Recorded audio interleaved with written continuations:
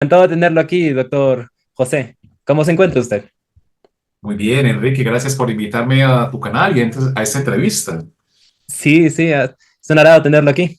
Bueno, entonces comenzamos con las preguntas. Quisiera primero hablar de una pequeña presentación de usted. Sí, Enrique, yo soy profesor de la Universidad de Brasilia, del Departamento de Psicología Escolar y del Desarrollo, y soy psicólogo de formación, tengo una maestría en psicología cultural y un doctorado en educación en el campo temático de la teoría de la subjetividad. Esa es mi actual experiencia y a donde estoy vinculado actualmente. Excelente. Entonces, por ahí quisiera preguntar, ¿por qué usted decidió estudiar psicología para empezar? Enrique, fue, digamos que una escogencia como la de muchos jóvenes que inclusive hoy en día tienen poco apoyo para, en este caso, tomar una elección que puede a veces tener efectos duraderos en la vida. En mi caso, digamos que hice una investigación de las carreras que a mí me interesaban. El colegio no proporcionaba suficientes elementos, entonces investigué y la psicología siempre me parecía un tema muy relevante por el tipo de ideas, reflexiones muy de naturaleza filosófica que yo tenía en la adolescencia y entonces yo leía muchas cuestiones inclusive de filosofía, pero mucho de metafísica inclusive que a mí me interesó en mi adolescencia y yo pensaba, intuía que la psicología podría ser, digamos, una posibilidad, un camino de desarrollo a esas inquietudes, pues que vos sabes que cuando uno está en su adolescencia, está pensando qué va a hacer de su vida adulta. Entonces, para mí la psicología fue una posibilidad y bueno, trabajé para ello durante el último año de mi colegio, poco entendiendo cómo funcionaba, entrevisté de forma muy espontánea con los recursos que tiene un muchacho de 15, 16 años a algunos psicólogos sobre qué hacían y tenía un muy buen vínculo, Enrique, con la psicóloga del colegio donde yo estaba, éramos muy amigos, es una amistad que perdura hasta hoy. Y es muy bueno digamos, la forma como ella me marcó, el tipo de ideas, de pensamiento que ella tenía, a mí me parecía realmente interesante. Entonces, ella también me inspiró mucho a que quería ser un profesional en esa vida. Mira, yo hoy en día soy profesor de psicología del escolar y del desarrollo, entre otras áreas que yo también trabajo. Excelente. Entonces, incluso hasta se podría decir que de manera epistemológica, el contexto incluso lo ha influenciado a estudiar psicología. Completamente. Yo pienso que el estudio de la psicología obedece a preocupaciones muy personales, muy íntimas. Quien realmente se compromete en este camino tiene que tener conciencia de que va a prestar un servicio. Es decir, nosotros somos servidores a personas que en algún momento puedan requerirlo en todas las áreas de la psicología que hoy en día son, por supuesto, muy diversas y plurales. Entonces, pienso que ese es el tipo de carrera, como otras también donde implica siempre trabajar con personas y somos servidores de alguna forma de la comunidad, sea en un espacio educativo, en un espacio del trabajo empresarial. Es una característica que identifica, por eso son elecciones que son de tipo vocacional, ¿no? ¿Qué significa que sean vocacionales? Que realmente la persona tiene que tener en sus procesos subjetivos, en su trayectoria de vida, no solamente el deseo, sino la disposición, estar seguro o por lo menos tener la idea de que es capaz y puede, en este caso, trabajar y servir a las personas. Sin ese tipo de cuestiones de naturaleza vocacional es difícil entrar a una carrera como estas. Excelente. ¿Usted cuánto tiempo lleva viviendo ya en la ciudad de Brasilia? Mira, yo estoy aquí, yo llegué en el 2011 y desde esa época he estado aquí un tiempo, después me fui a vivir a el estado de Tocantins, donde fui profesor durante 6 años de la Universidad Federal de Tocantins y en los últimos años he estado nuevamente en Brasil, es decir que ya es una caminada de 13 años aquí en Brasilia y otros lugares también. Excelente. ¿Usted, profesor, en qué rama es? Si me puede repetir esa parte. Enrique, yo hago parte del Departamento de Psicología Escolar y del Desarrollo y trabajo puntualmente con todos los procesos que están vinculados, sean en los espacios sociales, colectivos o en las personas, a el tema de la subjetividad, que es a lo que yo concretamente me dedico. Entonces me interesan mucho temas como el aprendizaje, el desarrollo subjetivo, la formación universitaria, los temas de la juventud contemporánea, los temas vinculados inclusive a las nuevas expresiones y manifestaciones de la subjetividad en estos tiempos, digamos, actuales. Entonces son temas que a mí me interesan mucho y dentro de mi departamento los trabajo a nivel de la enseñanza como profesor que soy y también en la investigación. Ah, bueno, me parece excelente. De hecho, yo justo lo conocí porque me había llegado la invitación a un curso internacional de epistemología en la Universidad Nacional de San Agustín, aquí en Arequipa, y tuve el agrado de ver su charla. Entonces, y más o menos por ese lado, quisiera de manera un poco sencilla que explique qué es la epistemología. Sí, mira, Enrique, el tema de la epistemología es central no solamente para la psicología, sino para cualquier práctica humana en donde esté vinculado el asunto del conocimiento. Entonces, digamos que si uno habla de una definición muy general de epistemología, es aquellos procesos en donde está involucrado la producción de conocimiento. Es cuando uno se asume como una persona que tiene un pensamiento epistemológico, es porque le interesa saber cómo se produce el conocimiento, para quién va dirigido, qué personas se benefician con el conocimiento, qué procesos llevan a que el conocimiento se pueda producir en una metodología específica. Las metodologías son muy diversas, por supuesto. Pero la epistemología no solamente es un asunto de abstracción, sino también es un asunto de principios y valores de quien hace producción de conocimiento. La ciencia no es la única, la ciencia como la conocemos hoy, la ciencia establecida en todos sus ámbitos, en todas sus expresiones, no es la única forma de conocimiento que existe en la práctica cultural humana. Hay muchos conocimientos que no han sido clasificados ni considerados como ciencia, pero también tienen, sea de forma explícita o implícita, una teoría, una epistemología y un método. Entonces, por ejemplo, te puedo poner ejemplos de que también hay epistemología en las prácticas ancestrales culturales, donde, por ejemplo, una persona sabia de una comunidad entiende y sabe cómo una persona se puede curar tanto de una afección física como también, por ejemplo, de un hechizo, un maleficio, una brujería que le hayan hecho. Entonces, también hay epistemología en esas prácticas humanas, solo que la ciencia, y la ciencia sobre todo la más establecida, siempre se ha, digamos, atribuido equivocadamente un lugar de superioridad jerárquica epistémica frente a otras prácticas humanas en la cultura que no tienen ese mismo reconocimiento político, ni financiero, ni metodológico. Excelente. Y justo por esa línea, también, usted había mencionado, por ejemplo, en ese curso, que habían algunas epistemologías que estaban apareciendo, en este caso que a veces se podría pensar que son descorrelacionados, por ejemplo, con la psicología, pero estaba un enfoque mucho más numérico, inclusive se habló un poco de la singularidad o algunos conocimientos que, por ejemplo, se consideraban desfasados. Y en esta línea, por ejemplo, acá yo cité el ejemplo de Carl Jung y la psicología de Dios y el diablo como una representación del inconsciente colectivo. Entonces quisiera enfocarme un poco más en eso. Sí, mira, Enrique, yo pienso que la clásica división de las epistemologías, por lo menos en la ciencia establecida, es que hay epistemologías de tipo positivista y hay epistemologías críticas, hermenéuticas, algunas se consideran postestructurales, postmodernas. Digamos que es un conjunto de dos grandes posibilidades epistemológicas. Las positivistas están, y que son completamente legítimos ambos grupos de epistemologías, pero las epistemologías positivistas están mucho más vinculados a una forma de producción de conocimiento de naturaleza instrumental, son más directas, son observables, digamos que tienen un anhelo o una aspiración de encontrar verdades, leyes que tiendan a trascender el momento actual y que se tornen inclusive universales. Yo te pongo un ejemplo, pues la ley de gravitación ha sido el resultado de una serie de procesos de conocimiento dentro de una epistemología positivista y que ella puede ser comprobada no en todos los lugares del planeta, pero en la mayoría de espacios con ciertas características, esa ley tiene una verificación que la confirma, digamos, como una ley que tiene valor científico. Eso hace que, por ejemplo, dentro de epistemologías positivistas, la ingeniería, digamos, civil puede construir este edificio donde yo me encuentro y la casa donde tú estás y puede no caerse porque además manejan objetos cuyos valores, principios y formas de conocimiento se expresan, por supuesto, en prácticas culturales humanas y en tecnologías que hacen que este edificio no se caiga y se comporte de forma normal y se comporte de forma estable de acuerdo a esa concepción de redes, tensiones, lo que asegura los pilares de una construcción. Entonces, esas epistemologías tienen mucho valor y tienen valor para ciertos objetos del campo del conocimiento humano.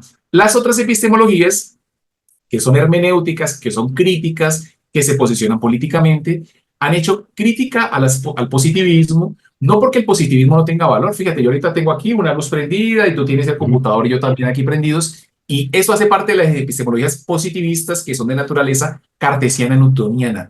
¿Cuál es el problema y por qué las epistemologías críticas surgen? Y es porque se intentó abordar fenómenos como la subjetividad, el alma, las emociones, el amor, el desamor principalmente, a partir de epistemologías positivistas cuya naturaleza no puede trabajar, no puede abordar objetos más complejos, objetos que son mucho más dinámicos.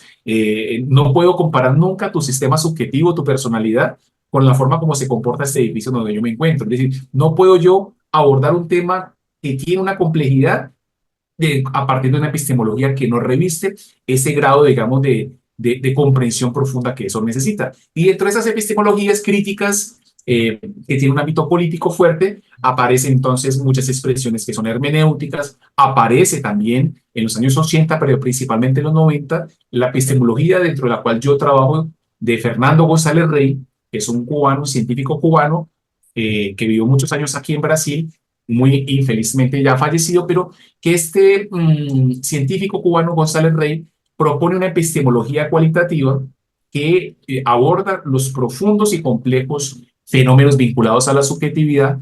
Este campo, además, que no puede ser abordado por epistemologías positivistas, justamente porque no corresponde al tipo de asuntos que puede tratar ese tipo de abordaje del conocimiento. Pero adicionalmente, yo sé que a ti te interesa un tema también, y es que hay otra serie de epistemologías, porque en estas dos epistemologías que te planteo las cosas positivistas y críticas y postestructurales, son epistemologías antropológicas. Pero hay otro conjunto, o yo diría un tercer conjunto de epistemologías que ahorita son muy famosas, pero que han tenido valor ancestralmente, que son las epistemologías paraantropológicas. ¿Qué significa que son paraantropológicas? Significa que son epistemologías que no están restringidas a partir de la visión antropológica clásica, que es muy cartesiana, que es muy cristiana nuestra, que estudia y produce fenómenos de la materia o de las personas, claro, de las culturas, dentro del periodo que nosotros conocemos como la vida de la persona, es decir, desde que la persona está concebida hasta su fallecimiento físico. Entonces, las epistemologías paraantropológicas consideran que nuestra trayectoria de vida, nuestra biografía, es una expresión de lo humano, pero que hay inclusive otros sistemas, otras vidas, cuestiones que son mucho más ocultas a estas dos epistemologías iniciales que te comenté y que hoy en día abordan de forma muy eh, pertinente, de forma muy avasalladora, inclusive los temas de la espiritualidad humana. Excelente. De hecho, justo también había mencionado, y hablando un poco de positivismo, de que había un problema que estaba sufriendo la psicología, que era el exceso de positivismo o la sobreinstrumentalización. Y se había citado el ejemplo de en la psicología más enfocada a la psicología organizacional, a veces se hacía un cuestionario, pero dentro de la pregunta ya estaba la respuesta. Y eso era un ejemplo de sobreinstrumentalización. Es decir, ¿podría Correcto. contar un poco de ello?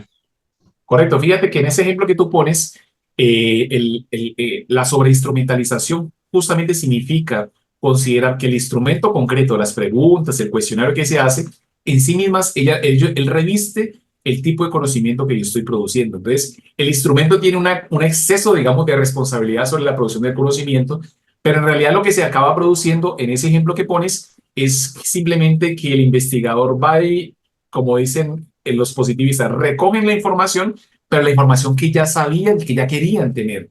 Entonces, hay instrumentos por ejemplo, el campo organizacional. Yo que soy un profesor en otra universidad donde trabajé antes, que era privada, nos hacían una investigación del clima organizacional y nos preguntaban cosas como la siguiente: ¿es cierto que usted está contento con el plan de salud que la universidad le da por beneficio? Entonces, ese es el tipo de preguntas que, si uno hace un análisis profundo, epistemológico y metodológico, pues en efecto uno diría, pues no veo ningún problema en esa pregunta. No, pero tú estás hablando de clima organizacional, significa que el instrumento debe desvelar, poner al desnudo el tipo de tensiones que ocurren dentro de un espacio organizacional y que se producen obviamente entre las personas, sus interacciones, cómo se maneja la jerarquía, los liderazgos, las jefaturas, y ese tipo de instrumentos no es sensible para medir lo que se llama clima organizacional. Y concluían, como todos los profesores respondíamos, claro que estamos felices con un plan de salud. ¿Quién no quiere salud? Pero además, un plan de salud además por el cual está obligada la universidad inclusive a pagarlo para nosotros. Entonces, ese es el tipo, digamos, de instrumentos que de forma muy a veces tendenciosa se generan y se producen para generar cierto tipo de resultado de marketing que le conviene a la organización. Entonces, eso no es ciencia, eso es simplemente un ejercicio de un marketing, digamos, muy dudoso y muy poco ético y que se disfraza como ciencia, pero por supuesto que no lo es. Sí, de hecho justo acá quería también dar un ejemplo que yo tengo algunos conocidos que han estudiado psicología, yo soy ingeniero electrónico de profesión, ahí me disculpo un poco por la falta de rigurosidad técnica de mis preguntas, porque ahí los toco No, un poco no, al denigrante, están pero perfectas, están muy... claro, pero justo tenía un par de conocidos que han estudiado en una universidad bastante reconocida de la capital de mi país, y justo habían propuesto un par de temas de tesis, y uno de esos era, por ejemplo, la relación entre la depresión en madres embarazadas y el desarrollo cognitivo de los hijos, incluyendo el TDAH. Y estas investigaciones fueron descartadas bastante rápidamente por los profesores porque dijeron que no, o sea, sería muy difícil crear un instrumento que pudiera medir eso aun si se tuviera la población. Entonces, básicamente dijo algo así como que no se estarían, o sea, que los estudiantes tal vez están un poco limitados y no van a descubrir la rueda, por así decirlo. Entonces, tal vez creo que es un buen ejemplo de, tal vez de sobreinstrumentalización, inclusive que impide generar más conocimiento. Sí, yo pienso que bajo la idea de que del fetichismo instrumental, que caracteriza mucho a las ciencias positivistas es que se ha, digamos, evitado de que los investigadores, las investigadoras seamos más creativos para producir conocimiento. Entonces, a veces como que le dejamos todo el papel a un cuestionario y los cuestionarios tienen un grave riesgo, entre otros instrumentos, y es que depende de lo que tú vas a preguntar. Si tú estás preguntando por cosas simples, por ejemplo, como qué tipo de servicio de Internet tú prefieres para tu casa, tú puedes seguramente, el cuestionario será un instrumento que tiene una legitimidad metodológica, porque no son preguntas profundas. Básicamente una persona va a responder, mira, el mejor servicio, la mejor velocidad, lo más estable y que sea más barato. Es decir, tres, cuatro aspectos que se juzgan y que un cuestionario sí responde metodológicamente al tipo de trabajos que no es muy científico, pero que tiene un valor dentro del mercadeo actual. Pero si tú vas a preguntarte sobre cómo, por ejemplo, una persona enfrenta una infidelidad dentro de una relación matrimonial, los procesos subjetivos que obedecen, ¿se puede o no se puede reponer una pareja de una situación profunda como esa? Es un cuestionario que son cuestiones muy simples, muy instrumentalmente básicas, no va a ser seguramente el mejor instrumento para yo poder construir un modelo teórico que me permita comprender profundamente cómo parejas enfrentan, por ejemplo, situaciones de infidelidad dentro de su sistema de valores. Entonces, ahí hay un asunto en donde, en efecto, el instrumentalismo nos ha llevado a pensar que hacer instrumentos simples, recoger información simple, los cuestionarios, muchas de las entrevistas también son tremendamente simplificadoras para fenómenos complejos. Y es por eso es que esas otras epistemologías que llamamos críticas, que llamamos, por ejemplo, la epistemología cualitativa es una, han hecho un debate muy fuerte, no porque esas epistemologías no utilicen instrumentos, toda ciencia utiliza instrumentos, pero es por el tipo de concepción que se tiene del instrumento que le implica al investigador ser creativo, ser imaginativo, si tú quieres investigar, mira que tú eres ingeniero y me encanta que esté dialogando con un colega de otra área completamente diferente, pero aunque podemos estar en epistemologías distintas, podemos tener un diálogo sobre temas de ciencia, sobre epistemología, porque como tú planteas esta excelente entrevista en el marco de la epistemología, no tenemos rivalidad en términos de que tú vas a defender tu campo y yo el mío, porque ambos campos tienen una legitimidad y una pertinencia cultural. Sí, de hecho en esa parte sí son preguntas muy interesantes.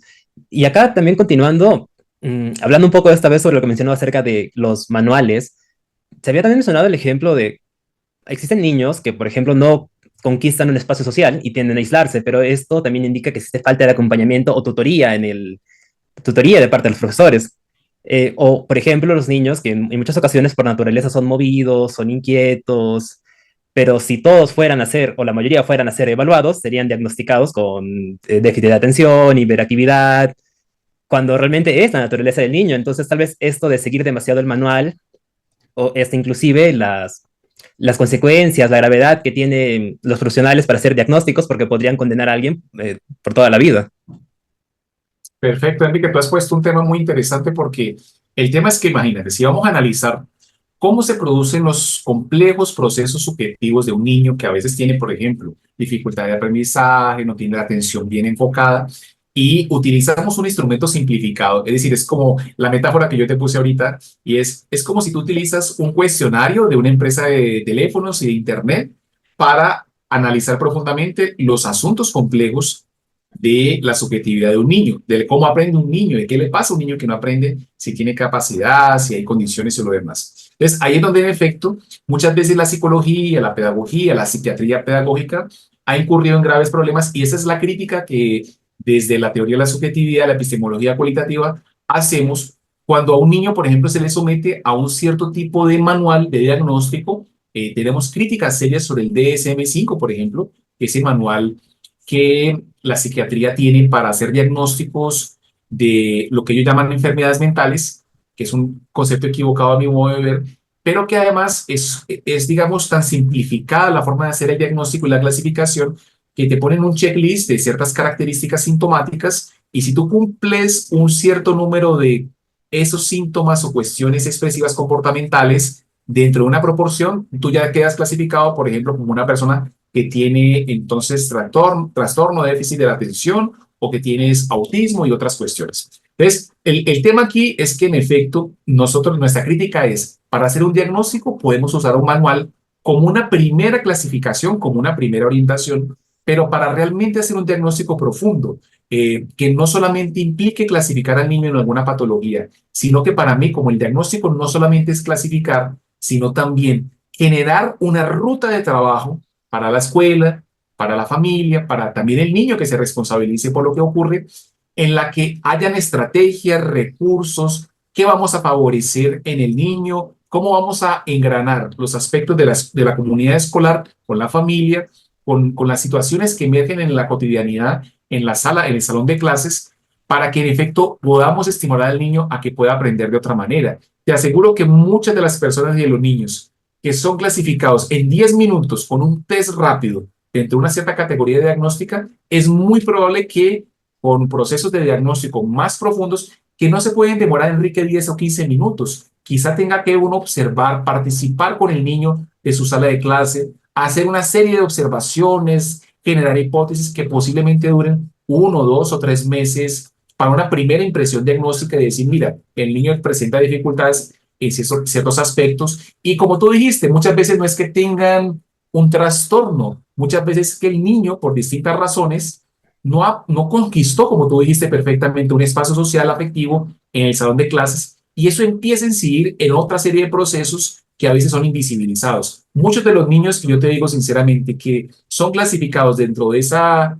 gran categoría de las dificultades del aprendizaje no tienen únicamente problemas intelectuales o exclusivamente problemas cognitivos. Muchos de ellos no tienen esos problemas cognitivos. Es que no hay una motivación, es que los niños no se sienten parte de algún tipo de organización, grupo social, es que sufrió una humillación por parte de la profesora porque la niña es de otra raza. Aquí en Brasil hay mucho racismo en las escuelas y la niña es negra y entonces se siente muy mal, sus compañeritos son de otra clase social, de otra raza, y ese tipo de procesos, cuando se configuran subjetivamente en una vía a veces poco productiva, poco propositiva, llevan a que una niña que tiene capacidad intelectual, de repente no aprende más, para de aprender, no quiere volver al colegio, le arma siempre a los papás una situación para ir a la escuela, no quiere tomar baño, no quiere salir de casa, y se van agudizando esos problemas.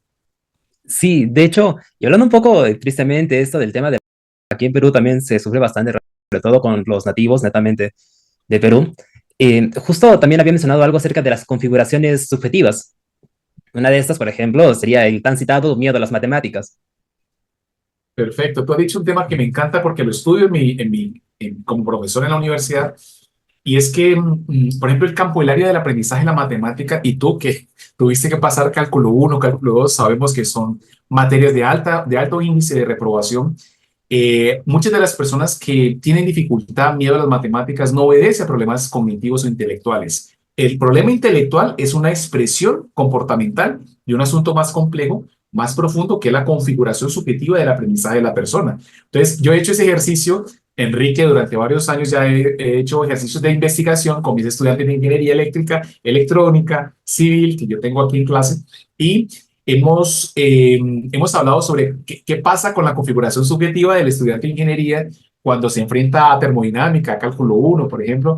Y es muy interesante porque buena parte de los procesos que afectaron el aprendizaje y que están dentro de la configuración subjetiva, para explicar a las personas que van a ver la entrevista, es que la configuración subjetiva es un sistema complejo, paradójico, una organización de procesos y de sentidos subjetivos que ellos están como organizados en una red y que cada uno de nosotros construimos una configuración subjetiva frente a los espacios y experiencias de la vida que tenemos. Entonces, por ejemplo, si enfrento una enfermedad, yo voy de manera inconsciente, claro, nadie está consciente de eso, uno desarrolla una configuración subjetiva para enfrentar un cáncer, para enfrentar, por ejemplo, un profesor de cálculo uno que es abusivo, que te humilla, que hace un chiste machista para las chicas y entonces viene con algo muy desagradable en donde compara a las chicas, por ejemplo, con situaciones muy negativas, peyorativas.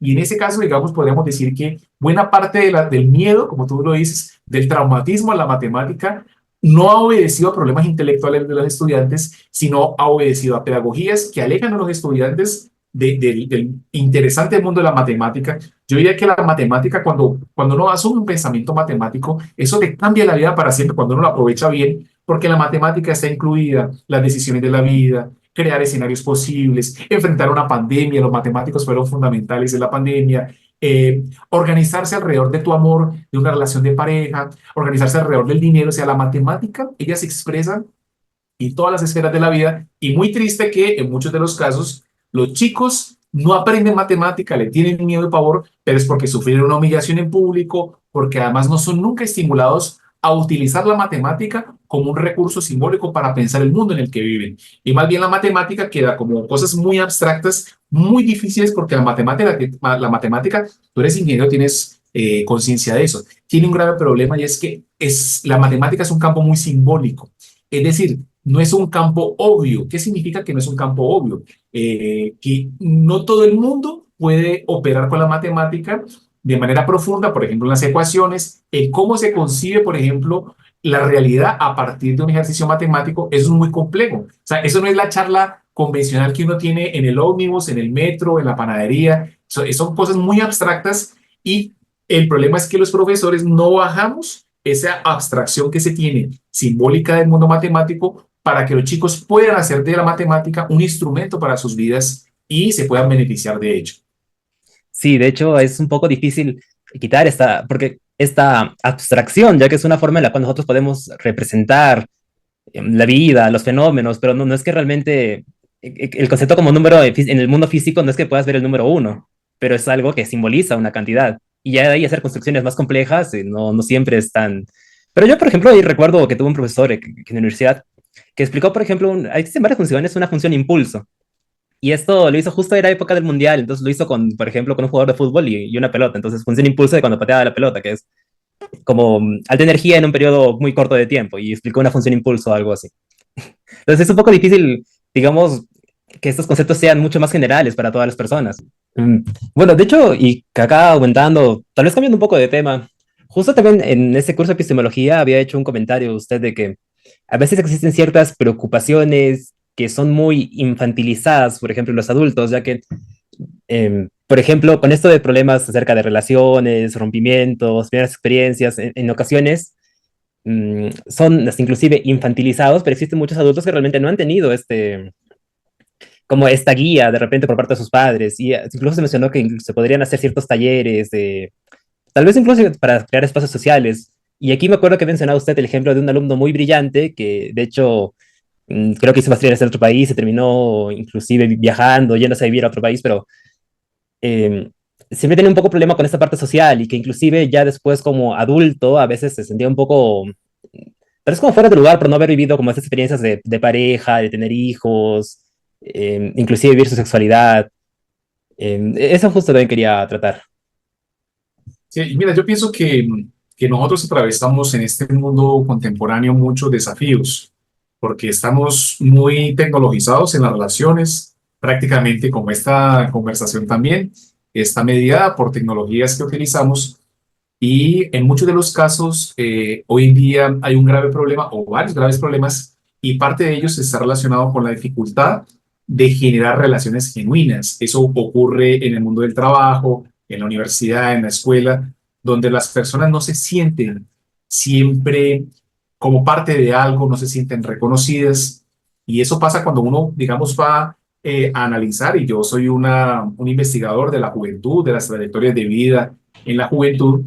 En muchas ocasiones, inclusive los jóvenes tienen desarrollos intelectuales, cognitivos muy elevados, son muy tecnológicos, son muy eruditos, pero la propia vida también enfrenta a las personas a situaciones complejas. Tú has dicho algunas, ¿no? Una ruptura amorosa, una traición, una pérdida, digamos, familiar, una situación de enfermedad, enfrentar el mundo del trabajo con tanta incerteza, con mucha precarización. Se le exige hoy a la juventud peruana y mundial unos niveles de formación muy altos, tienen que saber lenguas, tienen que ser interdisciplinarios y todo lo demás, pero las condiciones de trabajo son extremadamente precarias y parece ser un tema estructural no solamente de una sociedad, sino algo por lo menos occidental. Yo pienso que por eso es que, y como tú muy bien ya lo sugerías parte de la respuesta, es que proporcionar espacios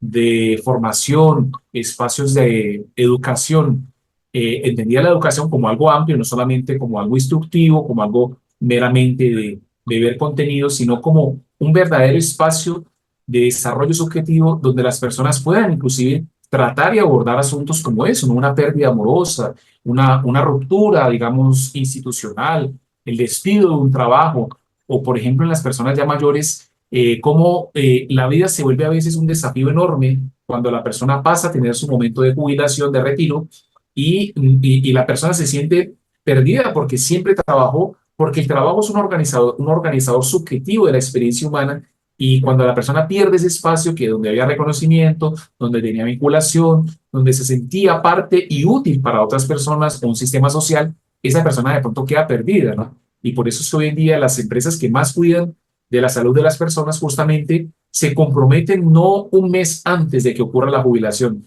2 años antes a generar programas, espacios colectivos donde las personas puedan ir imaginando, organizando los modos de vida que van a tener después de que ha terminado el trabajo como había sido toda la vida.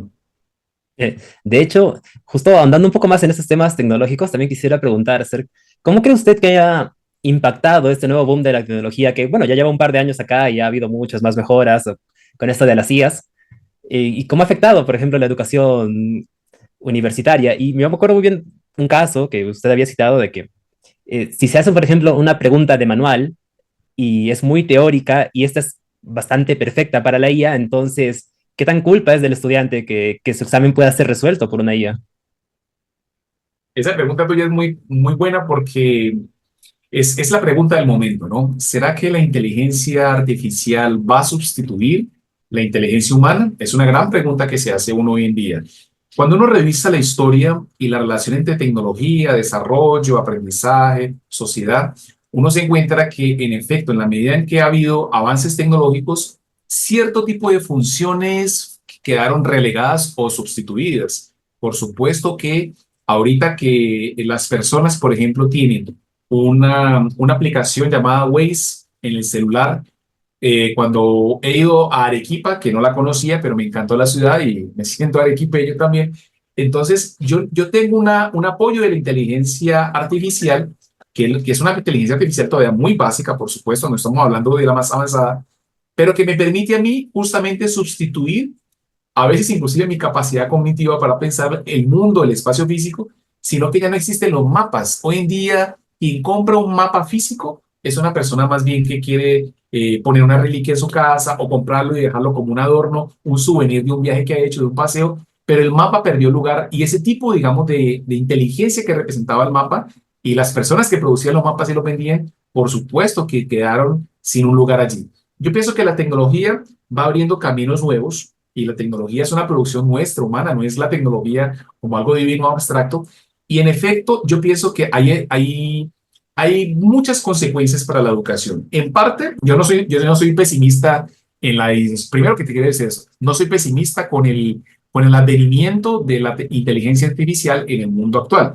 Por ejemplo, las materias, los cursos, las facultades que continúen pautando su proceso educativo como un proceso de contenidos simples, esas facultades tienen que completamente repensarse. La universidad hoy se enfrenta a un grave problema y es que buena parte de sus cursos no enseñan a pensar a los chicos, a las chicas, sino que siempre está la dimensión del contenido y de repetir las cosas como siempre han sido hechas. Y allí, yo te voy a decir, la inteligencia artificial sí ha mostrado que tiene un lugar, es un instrumento donde va a proporcionar no solamente contenidos, porque eso ya lo teníamos desde la Internet, ¿no? No, no solamente es contenido, sino una organización del contenido para usos muy prácticos y concretos de la vida cotidiana, lo que me parece a mí que quien no salga de la educación bancaria que decía Paulo Freire, vinculada solamente a la transmisión, a la obediencia, a las cuestiones prescritas, yo pienso que sí van a quedar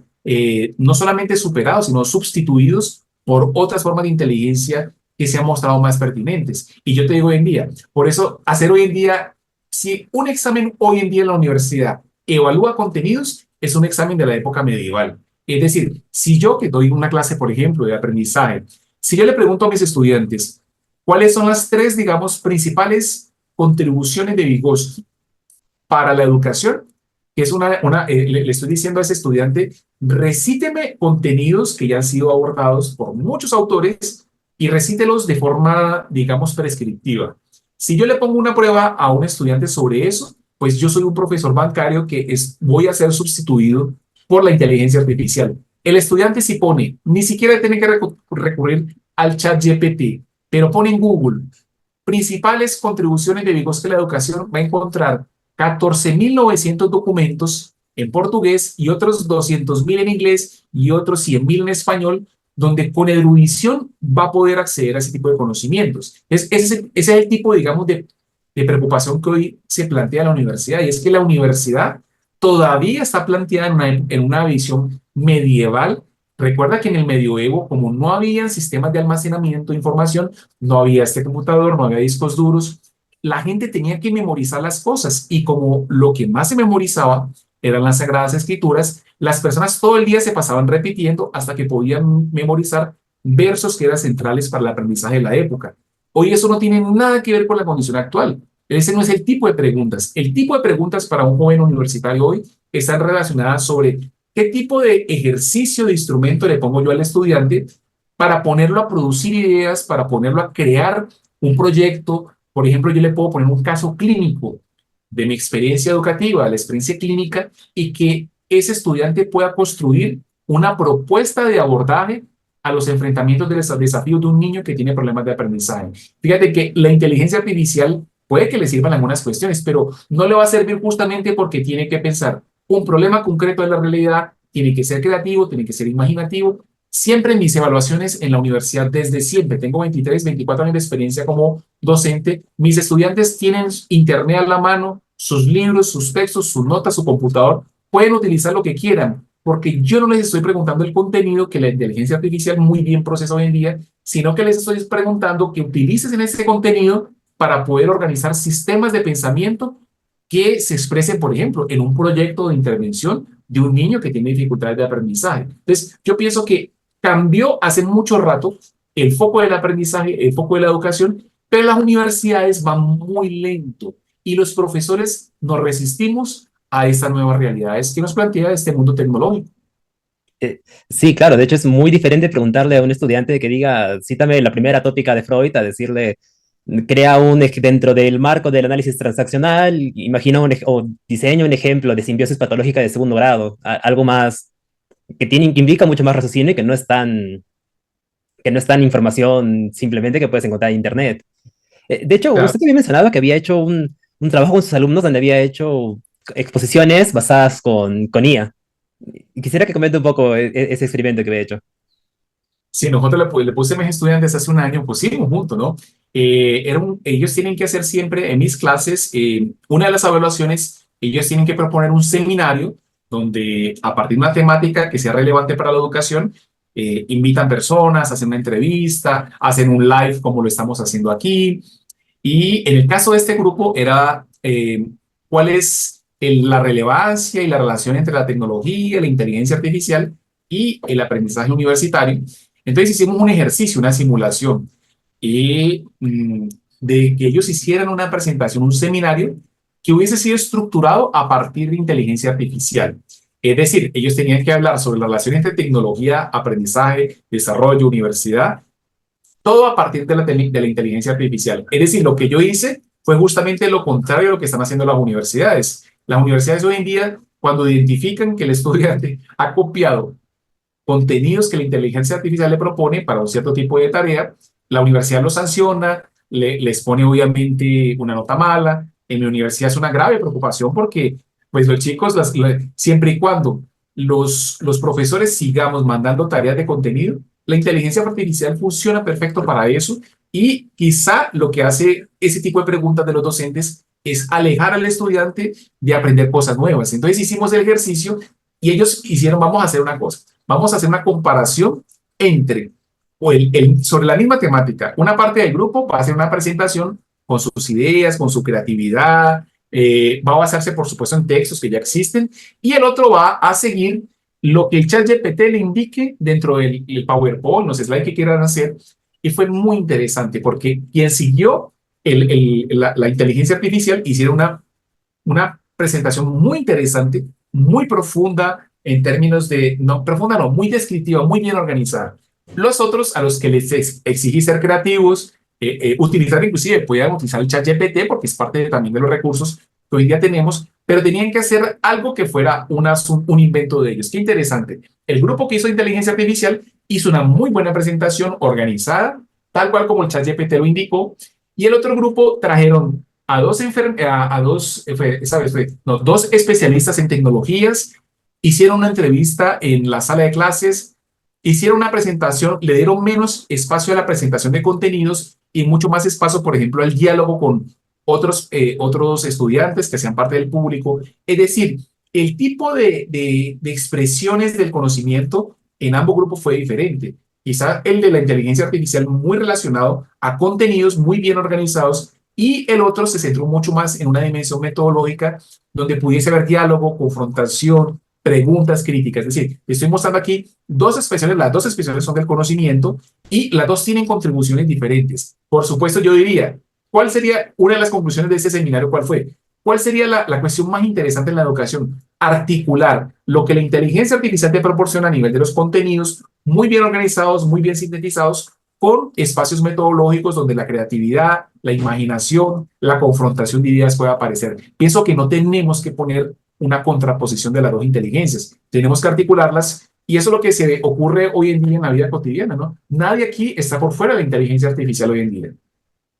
Sí, correcto. Debería articularse mucho más como una herramienta, y me acuerdo que usted incluso había mencionado de que podría inclusive utilizarse como una herramienta para personas que recién están entrando en un nuevo campo del conocimiento, como una herramienta, sobre todo para personas nuevas.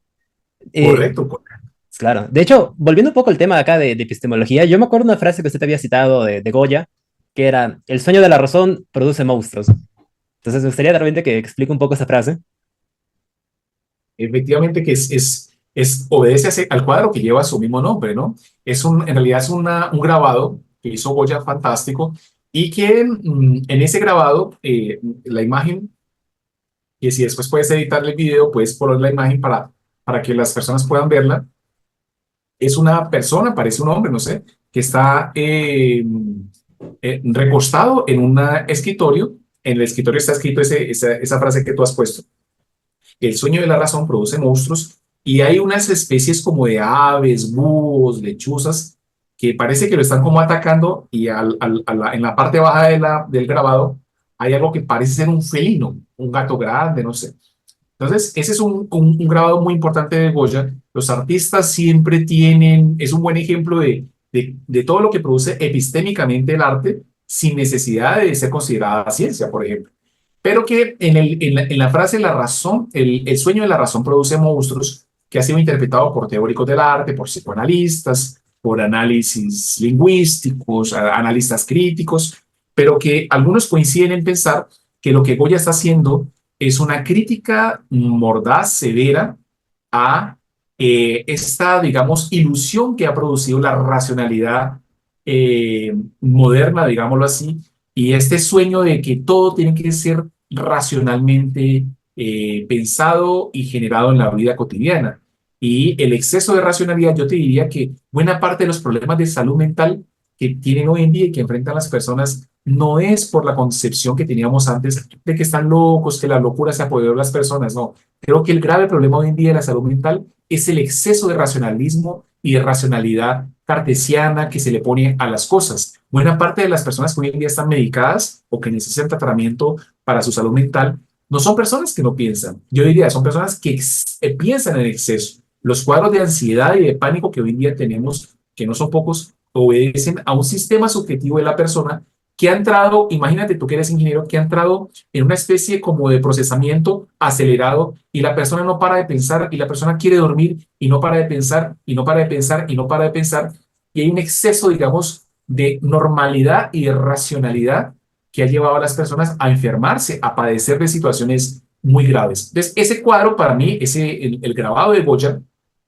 representa una crítica a que la racionalidad moderna, que es muy cartesiana, que es muy newtoniana, que es muy positivista en su epistemología, tenemos que darle menos importancia, menos fuerza, porque hay otras, digamos, racionalidades que son más sensibles, que comportan la subjetividad, que comportan las emociones, que son un campo mucho más rico para poder enfrentar los desafíos actuales que tenemos. Ese es un cuadro, una obra, la de Goya, nos da ideas de manera muy interesante. Me parece un cuadro, es una obra muy antigua, digamos, antigua, quiere decir, ese es un cuadro de final del siglo XVIII para inicios del siglo XIX y que en efecto, en el que Goya está planteando una crítica a esta vida excesivamente racionalista, donde el arte, por supuesto, tiene una completa autoridad epistémica para justamente plantear mundos más estéticos, con menos cobranza, con menos culpa, vivir con los recursos que se puedan tener. Y yo pienso que Goya está diciendo, en otras palabras, tenemos que tener una vida más estoica, que significa vivir con lo que sea posible y con lo que el problema que sea imposible de tratar, bueno, a crear imaginación de cómo lidiamos con el problema, cómo lidiamos con ese asunto que a veces nos desborda y nos sentimos incapaces, incompetentes para enfrentar una vida. Bueno, ya para ir finalizando y también para no abusar mucho de su tiempo, me gustaría repetir dos preguntas que había hecho justo, que yo había hecho en esa conferencia internacional. Y hablando un poco sobre exceso de racionalización, acá quería preguntar si usted considera que como un ejemplo de positivismo negativo o sobre racionalización de la psicología, cuando descartaron las teorías de Carl Jung del inconsciente colectivo por ser demasiado, tal vez por ser muy generalistas en ese aspecto, como que todo el mundo posee un inconsciente colectivo. Y esto lo digo más porque había hecho usted un estudio en el cual habían demostrado que enfoques más ligados a la espiritualidad eran mucho más efectivos con personas que sufrían cierto tipo de adicciones. Y aquí citando un poco a Carl Jung, que, bueno, el origen epistemológico de la palabra alcohol es una bebida espiritual. Y él dijo, solamente el espíritu va contra el espíritu. Ujú. Sí, mira, esa es una cuestión interesante que hace parte de ese conjunto tercero que te dije de epistemologías para antropológicas. Algunas veces se le llaman ciencias ocultas o parapsicología también, pero digamos que el tema de la dependencia química a cualquier tipo de producto o a veces en las relaciones hay dependencias relacionales, dependencia del trabajo, pero la cuestión química, que es algo que hemos estudiado, se expresa muy fuertemente porque las personas no encuentran un apoyo mucho más efectivo para tratarse en una dependencia en la que la persona ya pierde su trabajo, pierde la familia, pierde sus afectos más fundamentales. Muchas de las personas terminan viviendo, no porque quieran, pero en la calle, digamos, es decir, hay una mudanza muy profunda en el tipo de vida que tiene una persona con mucha dependencia. Por ejemplo, el alcoholismo a veces puede producir eso.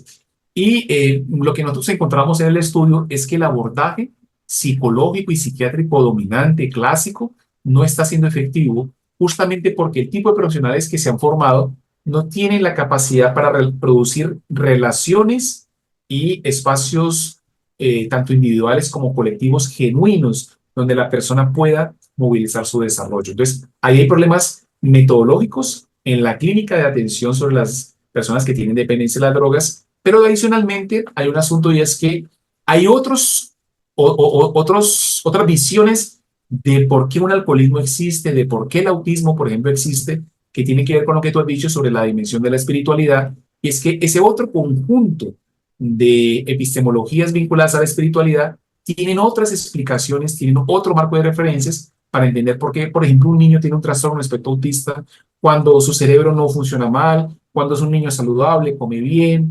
ese tipo de misterios que la psicología tiene, como la dependencia química que has dicho, como el autismo que digo yo ahora, nos ha llevado a considerar y a ver casos que han sido tratados por esas otras epistemologías ligadas a la espiritualidad, donde no solamente hay efectividad mayor en los abordajes, en los tratamientos, sino que las personas viven con mucho menos sufrimiento, inclusive los sistemas familiares viven con menos sufrimiento. Yo te digo sinceramente, hay que, en una visión estoica que se puede adoptar, uno tiene también ver qué funciona para un tipo de asunto sobre la vida. Si yo veo que la psicología clásica dominante, la psiquiatría no me opera, no me funciona, probar otro tipo de abordajes, de experiencias terapéuticas, a mí me parece completamente no solamente necesario, me parece éticamente posible, claro, siempre y cuando uno no le haga daño a nadie, ni a uno mismo, pero hay epistemologías de la espiritualidad que han hecho otro tipo de comprensiones de por qué la persona ha llegado a ese punto de desgaste y que no están vinculadas únicamente, Enrique, con que la culpa es del individuo, porque además el exceso de racionalidad que decíamos ahorita de Goya es también de quién es la culpa cuando una persona se enferma de su cabeza, de la persona. ¿De quién es la culpa del adicto? Pues de la persona. ¿De quién es la culpa del niño que no aprende? Pues del niño que no aprende. Y ese exceso de carga sobre el individuo ha hecho que hoy en día, cuando tenemos una situación complicada, la persona ya está bien complicada en su vida y se le hace un exceso de culpabilización al individuo. Yo pienso que la epistemología o el conjunto de epistemologías que abordan la espiritualidad, cuando explican, por ejemplo, que hay una secuencia familiar, que hay, por ejemplo, otro tipo de antepasados que siguen incidiendo en la vida de la persona y cuando inclusive, no solamente religiones, sino también apuestas científicas que hay aquí en Brasil, yo te digo, por ejemplo, aquí hay un campo tanto religioso, pero también científico, llamado el espiritismo. Y está en la universidad. Yo tengo colegas en la Universidad de Brasilia que trabajan con eso como investigadores, no solamente como practicantes de una religión, donde pueden enlazar y explicar por qué esa adicción al alcohol está vinculado o con una vida pasada o con una secuencia de ancestros que han sido alcohólicos y que en efecto expresan una otra comprensión que no se limita simplemente a que la persona no es capaz, que no tiene límite, que tuvo una relación materna complicada, que la relación con el padre era difícil, que no hay una función simbólica. Entonces yo pienso que ese conjunto de epistemologías de la espiritualidad abre un campo muy actual que viene a competir con las dos epistemologías que te he comentado también y que yo pienso que para las personas que tienen un padecimiento es una oportunidad también importante. Sí, de hecho usted había mencionado que en su universidad había una maestría de espiritualidad o desarrollo espiritual, algo similar.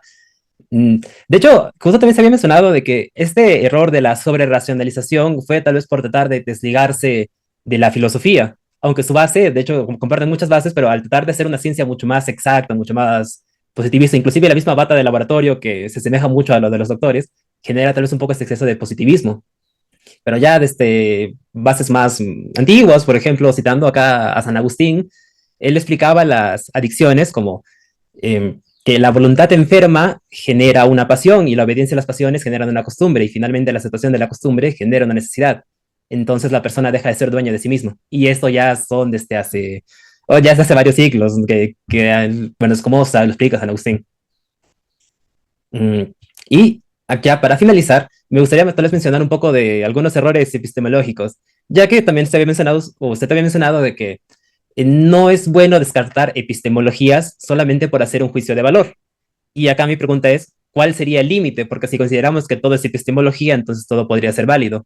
Y acá, por ejemplo, citando un ejemplo de Sigmund Freud, es que se enfoca, bueno, sus primeras teorías se enfocan netamente en la sexualidad humana, especialmente en la de la primera etapa o sexualidad. Y ya ahí también empieza a cometer varios errores. Por ejemplo, intenta cuantificar esta energía sexualmente una variable llamada la libido, no olvidar sus flirteos con ciertos, sus flirteos que tuvo con ciertos narcóticos a base de la hoja de coke.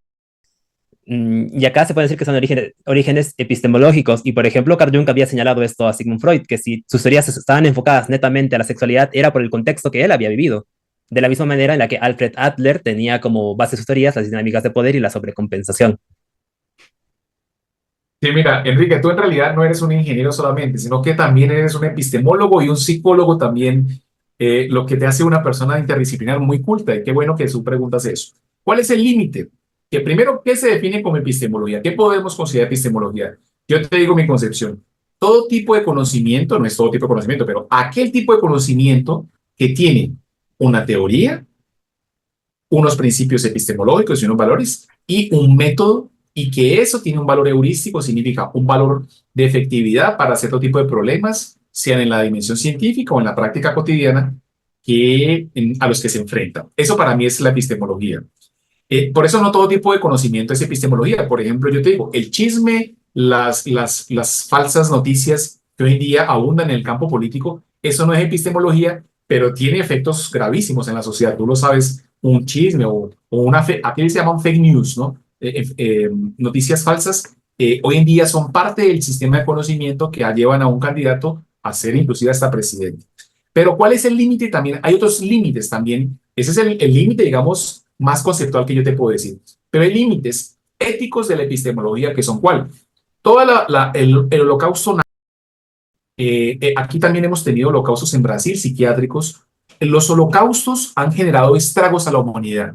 Y yo diría, aunque yo puedo reconocer en la epistemología que estuvo, digamos, vinculada al espíritu humano, que acabó con millones de personas, allá hay una dimensión epistemológica en términos de que hay una epistemología, una teoría, un método, pero hay una devastación de la humanidad. Yo diría, ¿cuál es el límite de la epistemología? Cuando se compromete a la humanidad, cuando hay un compromiso, hay una complicación política que se afecta a comunidades enteras. Entonces, no es que ya no sean ni siquiera una epistemología en términos conceptuales, pero ese tipo de epistemologías deben ser cuestionadas, deben ser puestas, pienso yo, en evaluación, porque no todo lo que sea científico es bueno ni es válido. Yo pienso que hay límites culturales. Te pongo porque ya estamos terminando un ejemplo Mm. claro.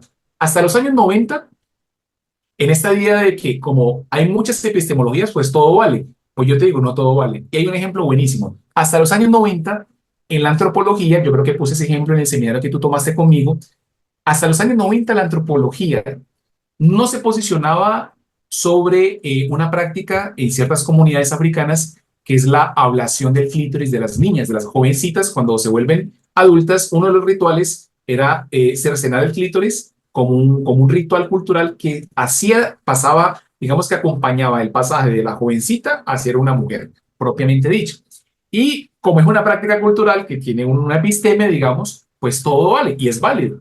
Pero a partir de los movimientos feministas, a partir del nuevo espíritu de la época y a partir de que estas chicas de esas comunidades ya no son chicas que están aisladas en una comunidad, sino que están integradas a un sistema global de subjetividad, donde ven y tienen celulares como el tuyo, como el mío, algunas de ellas, donde se están permeadas y donde sus procesos de subjetivación están atravesados por fenómenos no solamente locales de su aldea, sino globales también. Es inaceptable hoy en día, y desde hace mucho tiempo, por supuesto, que la antropología tenga una posición pasiva o neutral frente a una práctica que hoy en día podría entender una antropología contemporánea, incluso una antropología feminista, que esa sería una práctica que sí expresa violencia porque además cambió el espíritu de la época. Entonces, el límite de la epistemología o una práctica cultural que tiene un conocimiento de qué es considerado válido o no, también está vinculado con cuál es el espíritu de la época. Hoy en día nosotros no podemos aceptar